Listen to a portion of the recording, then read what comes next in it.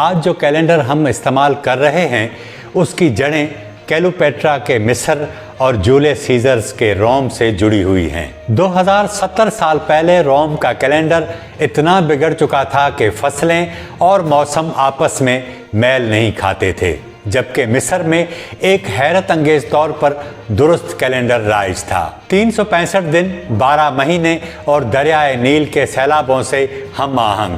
Scissor مصر آیا، Cleopatra سے ملا اور مصر کے ماہر فلکیات سوسجینس کی مدد سے روم کے لیے نیا کیلنڈر بنوایا۔